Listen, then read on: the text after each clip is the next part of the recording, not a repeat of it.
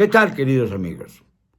Ya sabemos las razones por las cuales le están robando las Afores a los mayores de 70 años. Ya sabemos qué está pasando.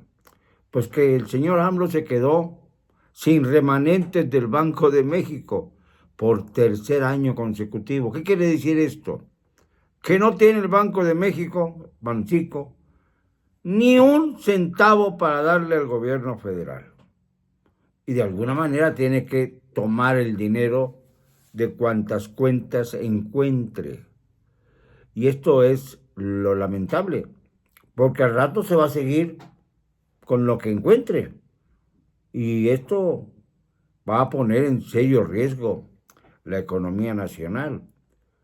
Y además hay una cosa muy interesante. Banxico revela que en gran medida esto se debe al capricho del señor López de mantener al superpeso.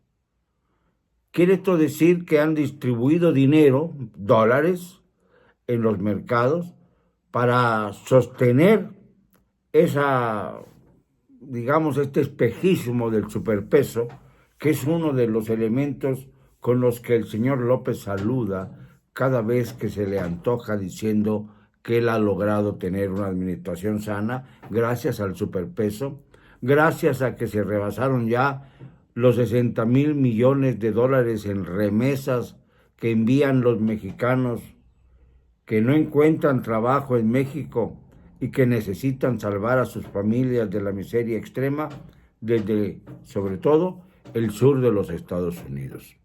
También hay otros en otras partes del mundo, pero fundamentalmente las remesas llegan del sur de los Estados Unidos. Y, por supuesto, que si las arcas están vacías, ello se debe, claro, a la mala, pésima administración del señor López y sus aliados. Ahí está el señor Ramírez de la O, secretario de Hacienda, que ya no saben dónde meterse para evitar hablar de la crisis económica que se nos viene encima. Una crisis peor a la que legaron los gobiernos más saqueadores de la historia. El de López Portillo, por ejemplo, el de Echeverría antes. Estamos ya a un nivel escandaloso en cuanto a la economía nacional. Sí, es cierto, no ha habido una inflación como en la época de Miguel de la Madrid, otro ramplón personaje, pero lo cierto es que esto se ha mantenido, por desgracia, de manera artificial. Y de hecho, la inflación no ha llegado a los niveles de aquella época desastrosa de Miguel de la Madrid, pero sí empieza a subir. Lo sentimos en los bolsillos. Hablan, por ejemplo, de que uno de los logros grandes del señor López es el hecho de que ha aumentado el salario mínimo, ¿sí? Ha aumentado el salario mínimo, pero no el poder adquisitivo, porque resulta que con ese aumento del salario mínimo no se da la suficiente capacidad de compra entre los mexicanos, el poder adquisitivo, y con más dinero tenemos menos posibilidades de adquirir los recursos, los bienes básicos para la supervivencia de los mexicanos.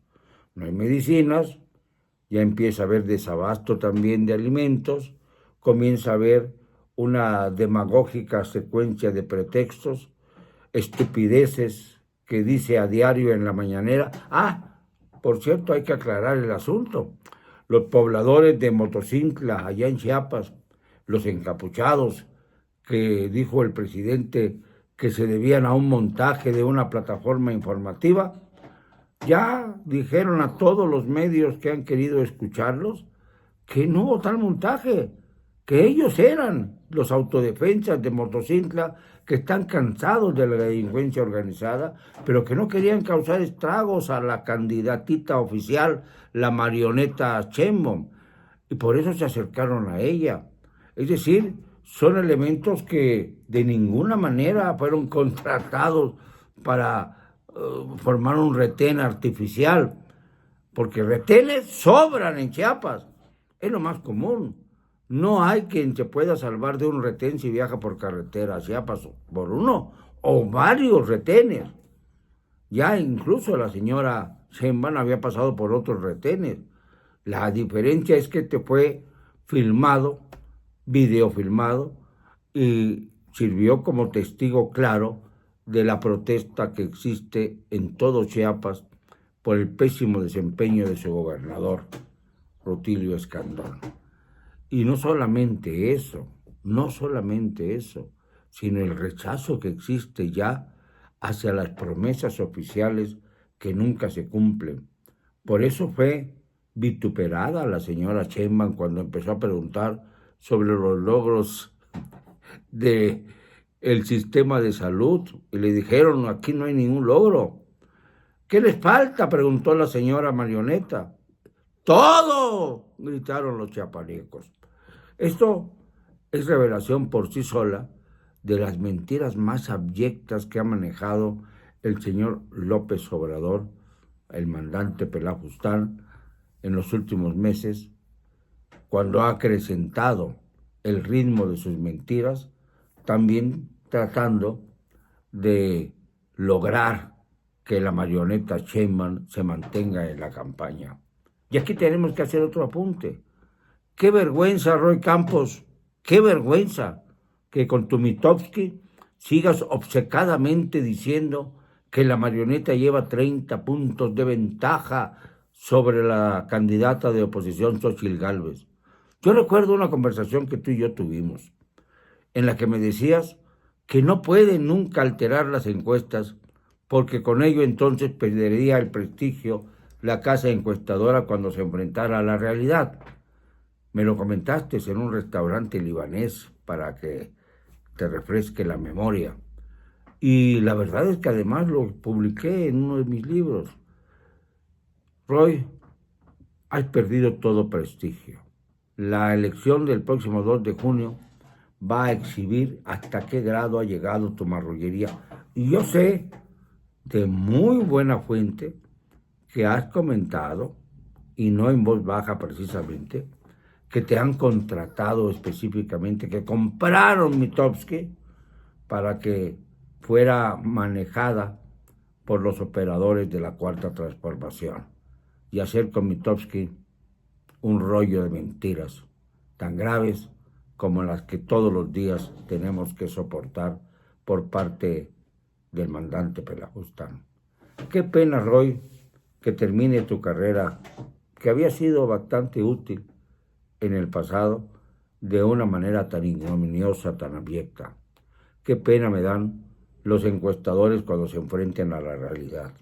¿O acaso no se dan cuenta de que su participación está siendo una de las armas del señor López para intentar hacer un fraude electoral que vamos a detener los mexicanos? Porque los mexicanos no estamos de brazos cruzados, ¿eh? Los mexicanos estamos dispuestos a llegar a las últimas consecuencias. Vamos a tener que pasar de la manifestación a un peldaño mayor o a varios peldaños mayores. Si es necesario, para hacer valer nuestro voto, no nos vamos a quedar en el Zócalo.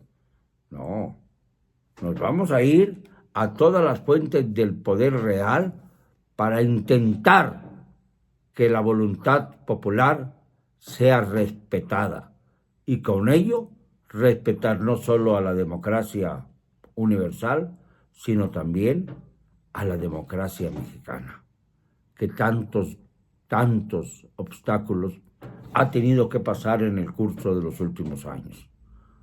No podemos tolerar un retroceso vil a aquellos años en que el fraude era lo común. Para eso se fundó el Instituto Electoral del Estado, y luego el IME, y luego el INE. Y yo creo que el INE, a pesar de que le metieron varios caballos de Troya, como en la corte, las yeguas de Troya, mejor dicho, la realidad es que tiene que defender su autonomía, porque entonces se volvería esto una verdadera guerra civil entre la ciudadanía y aquellos que se acogen a la fuerza, al poder de la fuerza, para tratar de detener una realidad que ya ha exhibido al señor López como uno de los grandes farsantes en la historia de este país. Los hechos, señor López, caen por su propio peso, y usted no es el mejor presidente de la historia, es el peor, y la historia así lo va a consignar. Así que váyase preparando para lo que le viene encima, que es mucho y muy doloroso para usted. No me van a callar, nunca, y lo digo con cero cobardía.